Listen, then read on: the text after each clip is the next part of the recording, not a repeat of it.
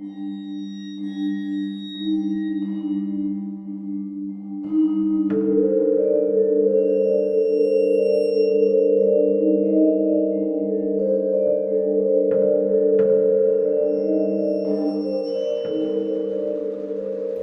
hello, and welcome to Al Dente Rigor Mortis. I'm Review Cultist. And I'm Mikey. The E stands for evil. And we're here to discuss those internet stories, most creepy and most pasta. Tonight we have Sick and Sick, but otherwise known as the algorithm. So, first off, you may notice that Dr. Leviathan isn't with us. Well, he's indisposed at the moment, so we're not using his lair for our recording. We are actually at Mikey's place. And I've got to tell you, I'm a little terrified. I feel like I'm in an 80s horror movie right now. I like it. But regardless, so if you don't know what creepypastas are at this point, go Google it.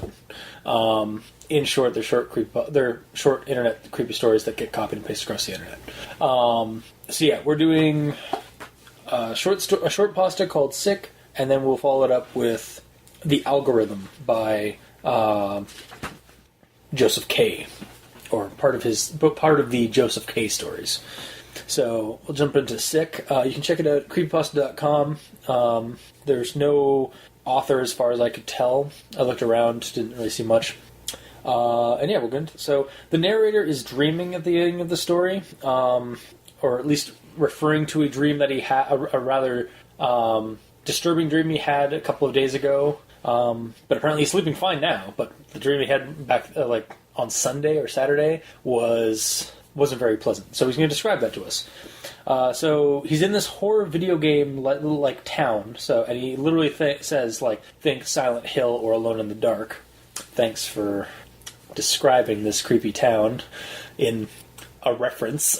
Yeah, a reference that not everyone gets. Exactly. Because not everyone plays video games or has played Silent Hill or Alone in the Dark. Alone in the Dark is even more vague than Silent Hill. There's the new one that came out in 360, but that's set in Manhattan. The original ones, I actually only know because I'm a Lovecraft fan, and Alone in the Dark it was essentially the Resident Evil or the Silent Hill game, that kind of game that used Lovecraft monsters, or that kind of setting. So I know that it's kind of like a New England creepy, manor kind of place, but you need to describe where you are, not use a reference. Especially because you don't know who's going to be reading your story.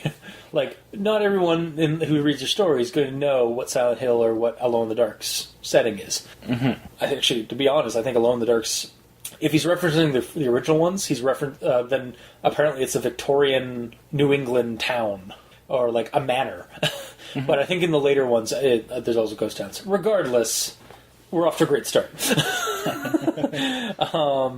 He goes from the house that he starts off in and goes to another house down the street. And in this house is a sleeping woman that he looks at and then grabs a brick and bludgeons her over the head so that she won't wake up. Doesn't kill her because they specifically say that she's just unconscious, but she'll never wake up. Then he hears a message clear in his head. The sinew will sew together the darkness and damnation. So he gets the knife that's on the table nearby, and he starts slicing out the sinews of this woman's flesh. And then the sinews form a blindfold, and he wears it and receives a further vision of a figure and a dog atop a house at night. The figure is a shadowy and demonic form, shadowed, ragged coat and I think a hat or something, and a demonic smile. The narrator tries screaming to this figure, but can't because it's in a dream. Sometimes you don't have certain functions that you would in the waking world. And then he wakes up. So, feeling tired as though he'd actually been dragged into this dream, which he believes he has because this isn't the first time this has happened to him. And the other times it's happened, he's actually even had a friend that he knows been in the dream as well, and he feels that his friend was actually experiencing it the same way.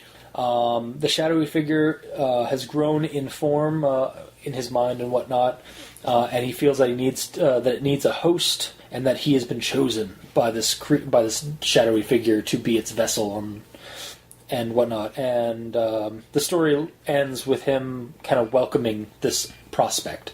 And besides, everyone's a little sick, even if you don't want to believe it. That's how it ends. So, what's that? On the phone. Oh, okay. I literally am expecting like Jason Voorhees to break through one of the walls. But yeah, so okay. So my thoughts, and I'm probably gonna need your help with this one because there's a fair amount of spelling and grammar issues I came across like early on, and I did find myself reading over them and just filling in like what they actually meant. So it wasn't a huge deal, but like really just needs to be like reread and like get rid of those. Like it's super easy. Yeah, like we harken on that every time it comes up, and it happens a lot. Yeah, I read this one while I had a cold, and the grammar issues were too much for my sick mind to deal with.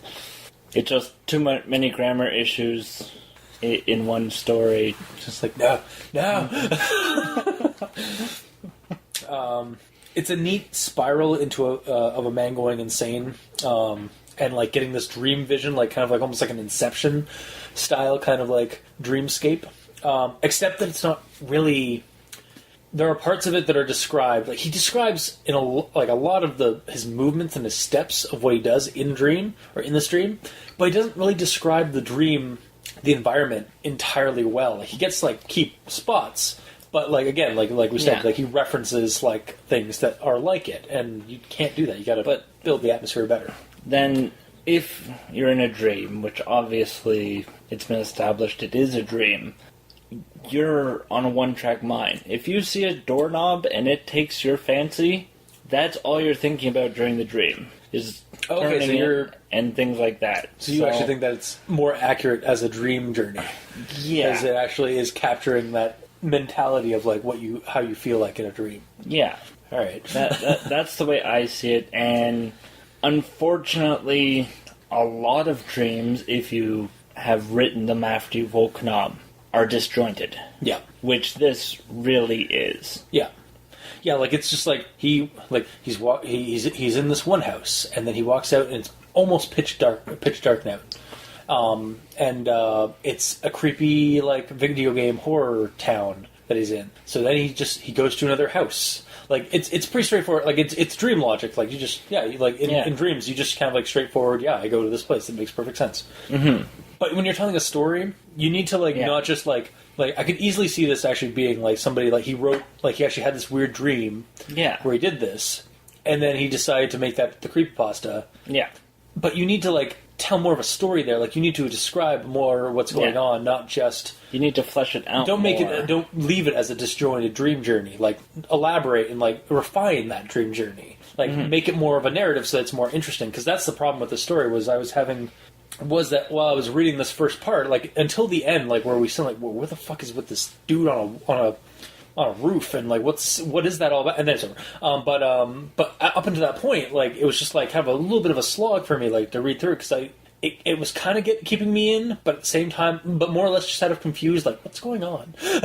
And it wasn't, but like that's not really a good way of doing that, like because again, up until like he had the further dream where he's envisioning this guy like far away and some of that, and I just wanting to know what the hell what is up with that guy and where he come from.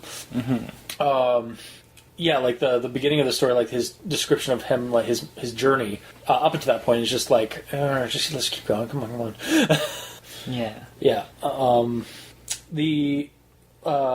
I like how like like I said, it is kind of like a spiral of this guy going nuts into becoming a killer or becoming a psychotic or a sociopath. Or it could actually be that this thing is supernatural and invading his dreams, a la like a Freddy Krueger type of thing, and like it needs him as a vessel. Like I like, again, there's a duality in the story. Like you could take it either way. Obviously, it feels more like it's probably more in tune to like that he's snapping, and we're watching the birth of a serial killer, or a person like falling from sanity. Do you have anything on that or counterpoint that?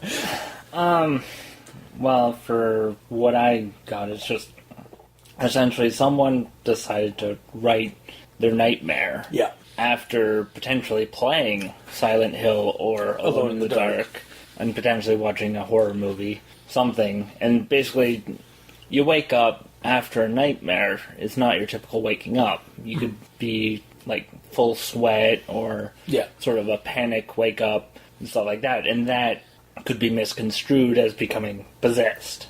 Gotcha. Okay, so and then the story is like essentially comes down to, clearly I have become possessed, and aren't we all a little possessed? we're all mad here. Yeah. So wait, you think it's more like, not so much like guy snapping from like all these dreams and stuff he's been having. It's more just like it's just another nightmare he's had. Yeah. Okay. Fair enough. Yeah. So there's a third option there, I guess. Yeah. It just seemed like to me it was like leaning more toward like this. We're watching the birth of a new creepypasta killer, but it's just the origin story of. Yeah. But I guess I could see like just being a creepy. Like a scary dream, or like this guy's had in one of many, and that he's just like finally kind of like, it's like, all right, well, this is my life now. I have these creepy, weird dreams where I'm killing people, and there's this really weird guy and a dog. Also that dog, like it's very cerebral. Like, I guess I can award it that. Like it feels very cerebral because like there's just, again, it's like a dream log or like a nightmare log, because like there's just things that like make no fucking sense. Like it's like he describes this like creepy, like dark shadowy figure on the roof, on the top of the roof of this house, that's like blackened silhouette on the night. And he has a dog next to him. Well, that's the last time we see that dog. It was like, what the fuck's with that dog? Like, because it's described first. Yeah. And then the shadowy figure. And then it focuses more on the shadowy figure. And it's like, all I can think of is like, what's going on with that dog? Mm-hmm. Yeah. Again, it feels more like it's leaning toward being a dream. Yeah. And not based in reality. Well, no, like we already knew that. Because we knew that. Fact, yeah. But yeah, like like I said, like it kind of falls. I guess that's a truth for the ending, because to me that was kind of how I got out. Like once I finished the story, I was like, well, is that it? All right. Like, yeah, I was expecting a little bit more, like, because I want to know, like, it's like this seems like it could go further, and like we could get, like, this could be the prologue to the like to somebody who is possessed, or like, yeah. So like now he's possessed, but what happens in the real world? Yeah, exactly. Like, he goes on his day, gets married, has kids, dies. Nothing else ever weird happens to him. He just gets possessed. Yeah, and the part about the sinew, just seemed. I don't like. Is that a line from something? Like, it seems like it was just like a line the guy came up with, and it's like, oh, that's really cool. Or maybe it's something maybe again, like we're taking a little bit of liberty of like assuming that this guy actually had a dream like this and wrote down. But honestly, like if this is something that he wrote, like he did capture how you write dreams or how you experience dreams. So like that's kind of cool on that part. But yeah, it's just like it seems like that line like seems like really oddly specific. Yeah, like something you would hear in a dream, or like something that I don't think I've ever heard else in something else. So it just seems like really like a focus of the story. Yeah, but it's just like as a way of like seeing the shadowy figure and stuff. Yeah. And also it hinted at like this guy going nuts, and like he's now got to rip the sinews out of other people. Yeah. Although what type of thing do you watch that makes you dream of doing this to people? House. Fuller House. Everywhere you. God. We have silly fun here when Leviathan's not around. Yeah, that's really all I got about this story. This one is like it's a neat journey, like a spiral of a dream, and like I guess it does capture the experience of like when you do have like vivid dreams, but it was kind of it leaves me wanting a little bit more. Like I want a little more of an explanation other than it was a dream, or other than just giving us this weird dreamscape. Like, I want there to be like more of a consequence of what's happening. Or I want there to be an explanation of, like, again, who that figure is. Like, because that's the thing. Like, we're not even given a name. It's just the shadowy figure. Mm-hmm. Yeah, the demon that's going to possess you, essentially. Yeah.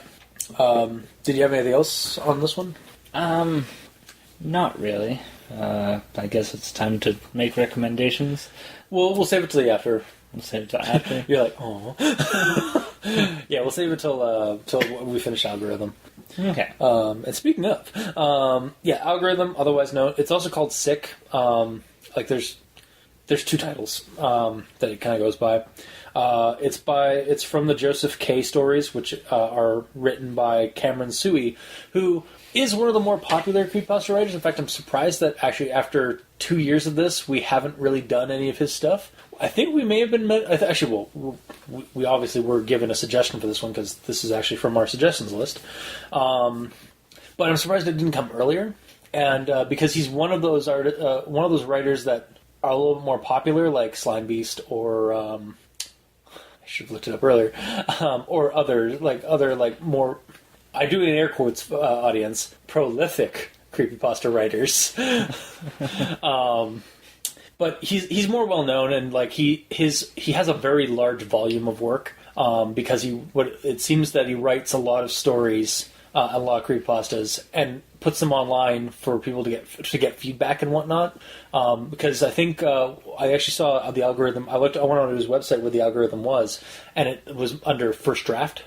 Or under like that kind of thing, so it's like he uses the internet it seems to be that he uses the internet as his bounce board or his editing board. So I can kind of respect that. You can check this one on Creepypasta.wiki if you don't go to Josef K Stories, which I think is his blog. And Mr. Creepypasta does do a reading of it, so go check it out there. This one, so this guy can't eat food because he believes that some mastermind and a team of minions has mapped out his every move via an algorithm. Credits. And that's actually what I have in my notes. Nice. And are poisoning his food. Or wherever, they can read where he's going to go, what food he's going to pick up at the grocery store, what food he's going to get at a restaurant, and so they inject it with a hypodermic needle full of poison, so that every night around midnight he's retching up all his daily food and down the toilet. He tries several different tactics, but nothing seems to be working. He's always this mastermind, this him is always one step ahead of him. And every night, he's ends up puking on puking all his daily contents up. He finally finds a method after a couple of paragraphs worth of dealing with this struggle for a couple of days or something like that, or a time period. He finally figures out a way of tricking the algorithm by going into a random single person's home, killing them, eating them to his heart's content, then slicing up the rest of the meat and packing it up for later, and then setting the gas in the house to go up and cover his tracks. Because apparently he also, they does mention that he does have some experience of cutting up or skinning animals and stuff like that from hunting and stuff like that.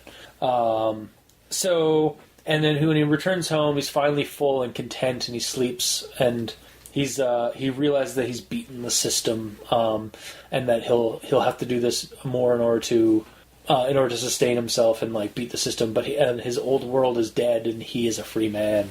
And that's how the story ends: is him obviously resorting to cannibalism to survive. Now, I like the duality of the story because it brings at the end, because to me this goes two ways. This is either that he is a mentally ill man or has some kind of psychosis that has made him not unable to eat normal food, and so he finally realizes that he can resort to cannibalism, and that's how he's able to survive. So we have a cannibalistic killer kind of on the loose now.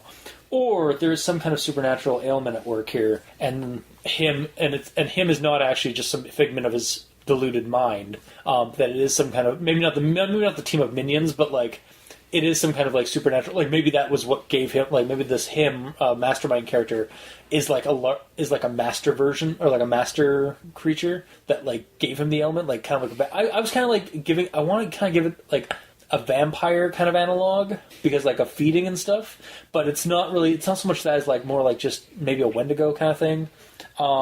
I know the story leans more toward the psychosis, and I'm fine with that. But I like the little like glimmer of hope of like, you know what, it pushed a little bit closer, pushed a little bit more to this way. It could be something more supernatural, and I'm fine. But I'm fine with either one. Like I'm fine with that prospect just existing there as kind of like a little like a shadow for the story. It's an interesting ride that we're going through with this character as he struggles before finally succumbing to his cannibalistic urges or to this extreme. It kept my interest for most of the story, like kind of unlike the other one where I was just kind of following it in a confused daze. This one actually kept my focus in terms of because I wanted to see. I kind of figured out what was going to happen early on, but I wanted to see where it was going to go. It also kind of reminded me a little bit of, like, The Outsider from Lovecraft, because in The Outsider Lovecraft, it has the same kind of, like, writing style, like, from the first-person perspective, and the ambiguity of the character and what exactly he is. Like, in The Outsider, it's more like we're essentially, like, having this journey alongside this character, as he explains, like in his head, like what he's dealing with and stuff like that. And then at the end, all the ambiguity and stuff like that is kind of like shaved away when it kind of hints that he is some undead fiend or something like that. And this is kind of like the same thing with this one. Is like this guy, we have experienced the struggle of this guy throughout this entire story, and there's a lot of ambiguity in the story, like as to like what exactly is going on, like if it's all in his head or if it's not and whatnot, and then.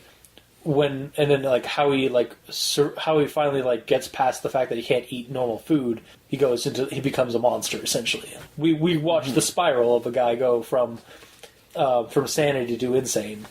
So yeah, it was a neat ride for me. It actually kept me going with that. So Mikey, E stands for evil.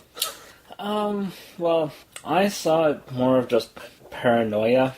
Yeah, and that also does capture that a lot. The algorithm doesn't exist. Obviously, yeah. Like, it's just plain paranoia. Because, I mean, to have minions and people go out and add things to specific products, like a box of chocolate bars, choose the specific one that gets contaminated. Yeah. The whole... There's so many items in a store, and to know exactly what someone's going to purchase and which exact items... just sort of doesn't seem feasible. Is insane. Yeah, it's yeah. No, I should also clarify that. Yeah, that was also like reading this. I was definitely getting a very strong like this is really well written as a paranoid like schizophrenic or some kind of again like the paranoia is just really strong in this story because you're reading it and it's like this guy's gone to crazy town really fast. Yeah, and at one point, instead of going to his basic grocery store, he goes to the Chinese weird... The foreign food store. And for people that aren't used to foreign food, that can be a shock to your system just as well. Yep. So it doesn't prove or disprove anything when it comes down to it.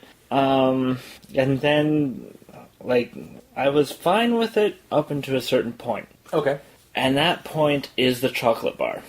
He takes a chocolate bar that he buys, and he decides, I'm going to do a water test to see if it's been tampered with. What type of water does he use?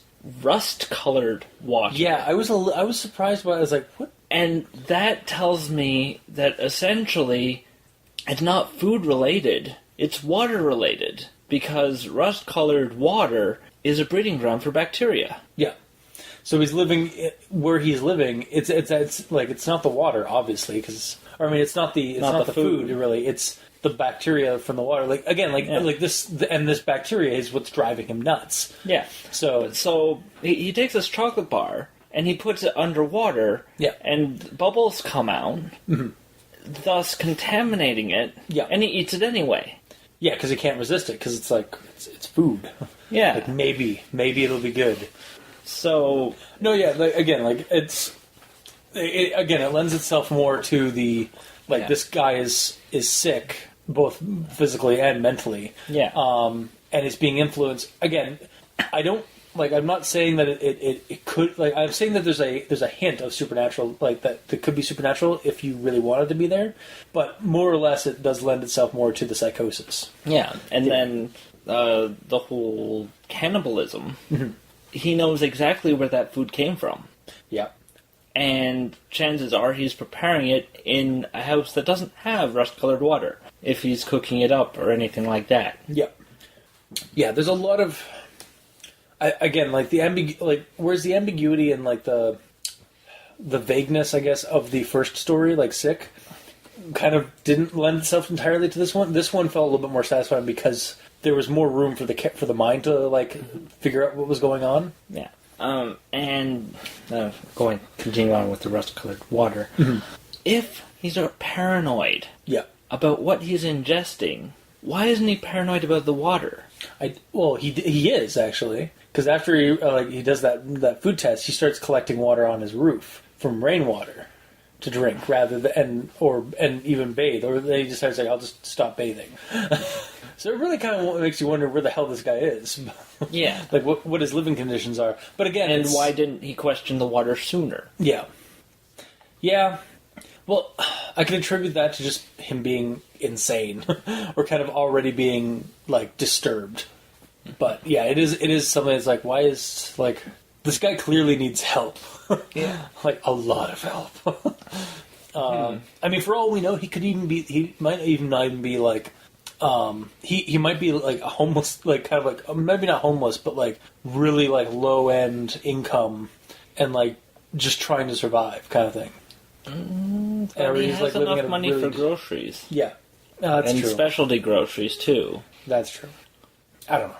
Like, I just wonder about his living conditions when his bath is like pumping out like rust water. Yeah.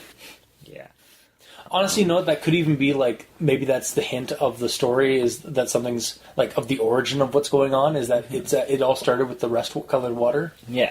And then his mind, just his sick, addled mind, decided to come up with the conspiracy of the algorithm and the mastermind character. Mm-hmm.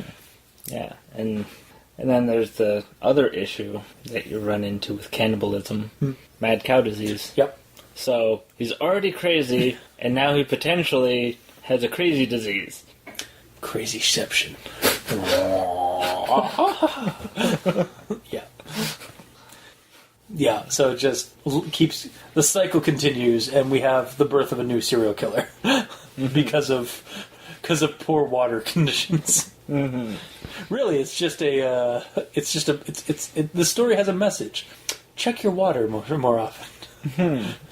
Yes. Or else you'll go crazy. Don't drink rust-colored water.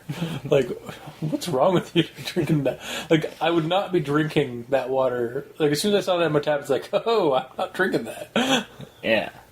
But yeah, so, now, do you have anything else? No. Okay. No, I've gone through my notes. Okay, I think we've both kind of gone through our stuff of it. I guess it's time for recommendations. Oh, so the first one. I was dreading this one. Do you actually have a recommendation? You have a solid recommendation for this one? For the first one, I'd like to go to the first comment that I read at the bottom of the page. What it is yet. That was so bad, it gave me cancer. I think that's a little extreme, anonymous extreme. commenter. But it does solidify the fact about how badly written it is. Yeah.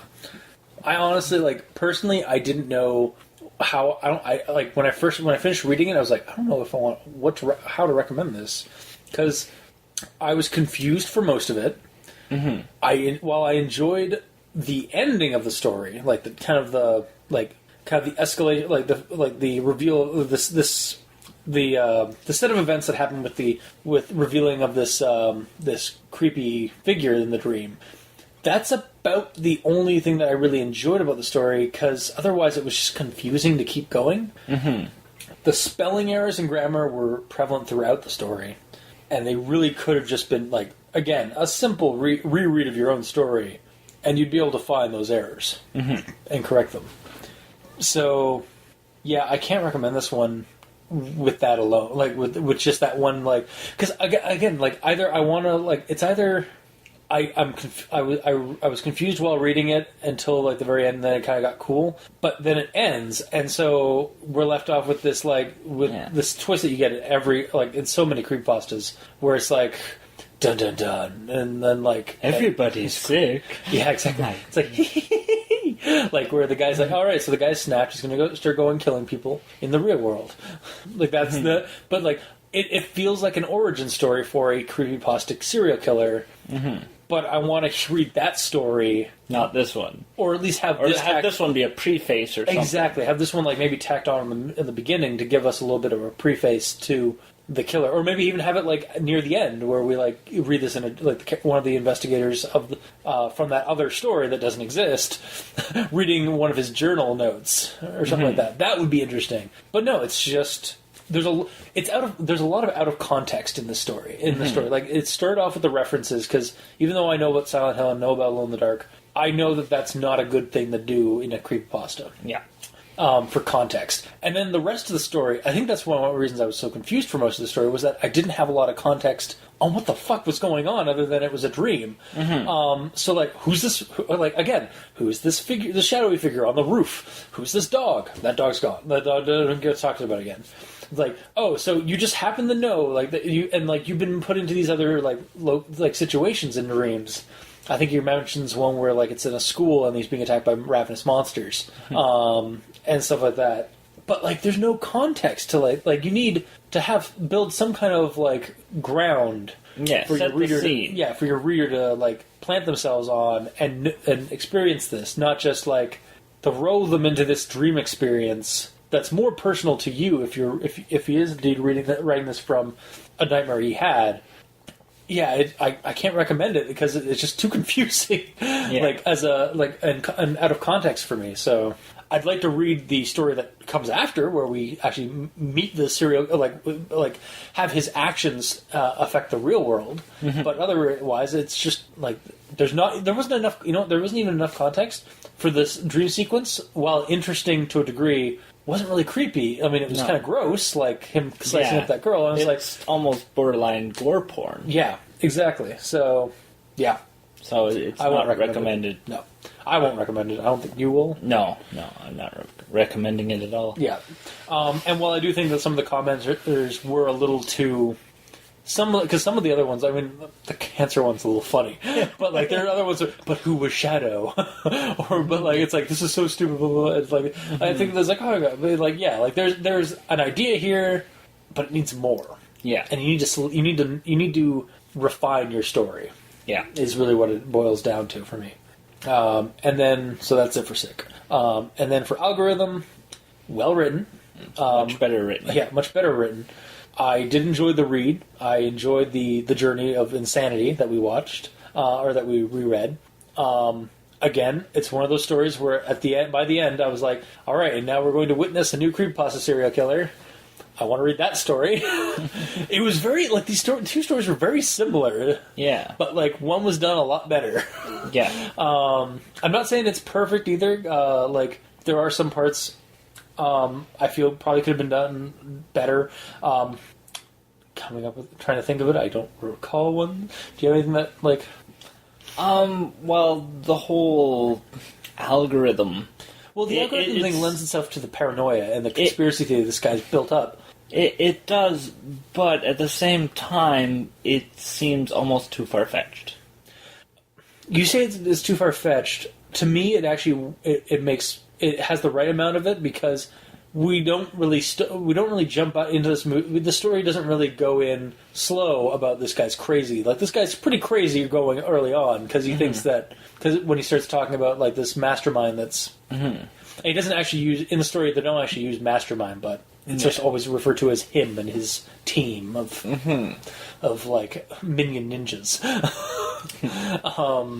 But I like this. I feel like the algorithm is actually a decent, or is a good enough, or is a strong enough response for a crazy person or a paranoid schizophrenic to like. Because I've read some things about like those kind of cases where like conspiracy, like that's kind of how like really bad, like really weird and really unfortunate people get into conspiracy theory. Is that they believe so hard on like the most ridiculous thing, and they focus on it and they add on to it and they make it super complex and kind of outlandish, and they believe in it, but that's just because they're sick and like they can't help it. So it did, to me, it actually felt more like a realistic kind of crazy than just the dream one that we had in Sick.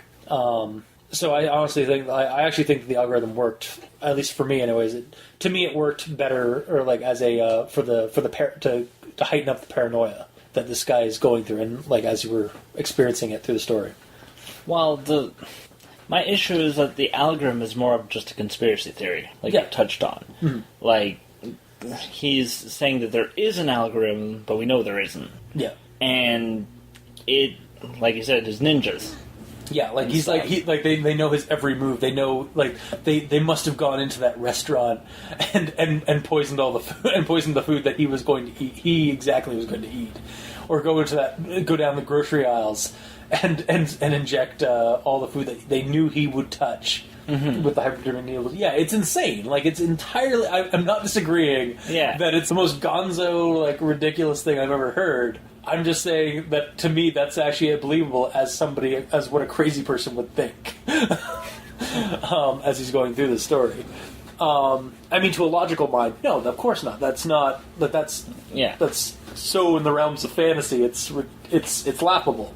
Mm-hmm. But for the story, like we know early on this guy is kind of losing it, and it's a good like kind of hinting factor to that. So. That's how I feel about it, anyways. I would actually recommend this one because it didn't like it was a stronger read. It didn't leave me entirely confused while I was reading it. Like it kept me going because I wanted to know how it was going to end. Like I kind of got inklings of what he was going to end up doing before he did it, and then when the situation finally happened, I was like, oh, okay, yeah, this is the logical outcome to this. So yeah, that I'll recommend it. Yeah. I personally give it a half recommendation. Okay, so like a conditional or well, mainly because you get into the guy's paranoia. Yeah, and then it's revealed rust-colored water. Yeah. Then we get the rust-colored water, which yeah. If you're paranoid, which one of the first things you check? You know what? You might not like he does. Like I said, he did address that wasn't drinking the water anymore because he was using rainwater and stuff. I do agree though. Like that should have been a little bit more. That should have either been sooner or handled a little bit better. Handled better. Yeah, maybe a little bit more elaborated on because it seems like it was just dropped in as like a hint that something that like this might have been the cause. Mm-hmm. Or that something is off, like clearly off about what this guy's living conditions. At the same time, I feel like it could easily be dismissed by a crazy person, like a detail like that. Like it's like, oh no, it's not the rust-colored water. I would have known. I would have tasted something different. It's got to be the people who are injecting needles of poison into my food. Yeah, but he doesn't go and explain that. No, yeah. I feel like that should be that could have been added, and that would have like he's like him like us out of as a reader knowing that like that's probably the issue, but and then having the character just sort of gloss it over, like or rationalize it away with some nonsense. Like no, it's not the rust-colored water. I would have tasted something different. Yeah, but yeah. So I guess. A full recommendation from me, and then a partial recommendation from you. Yep. All right. Well, like I said earlier, like this one, I believe this version that we read was a first draft of the story, at least on his blog. So it's still pretty good for a first draft. Yeah. for a story. So I might have to like look and see if he's done anything else with this character, because I don't know if any of the Josef K stories are actually all related. I just know that he's the guy who writes them writes a lot, and like they're all connected under the Josef K stories. So Okay. we'll have to read more of those, and hopefully Leviathan will be able to attend those episodes. I guess that's it for this week's episode then. So if you like what you heard, or you didn't, leave a comment in the comment section below. If you missed Dr. Leviathan, by all means, tell us. tell us that you miss him, or that the show's better without him. No. That's what this episode is missing: a great big bowl of dicks. Yeah. All right. You can also send us messages on Twitter. I'm at Review Cultist, and Dr. Leviathan is at Dr. Leviathan. Mikey, the E stands for evil, is not on. I swear to God, you should just post. You should just do like E stands for evil as your Twitter as your Twitter name. Hopefully before this episode gets launched, so so somebody doesn't take that. Or you can send us, or you can leave us. Wow. Okay. Did I mention comments section below? Yeah, you can leave a comment. Yeah. Comment section below. Kiwi6, YouTube, Facebook, Twitter. Yeah. Okay. You can also send us a message or send us a review on iTunes. That'd be awesome of you. And you can send us emails, of course, at aldenterigamortis@gmail.com. That's ALDENTERIGAMORTIS@gmail.com. Where you can also send us suggestions for other creepypastas you'd like us to discuss on the show. Also, if you'd like, you can donate. Go to crazonstudios.tumblr.com, where you can check out each title card for each episode, and on the side there's a little donate button. So, until next time, I have been your host, Review Cultist. And I'm Mikey. The E stands for evil. And this has been Al Dente Rigor Mortis. Sleep well.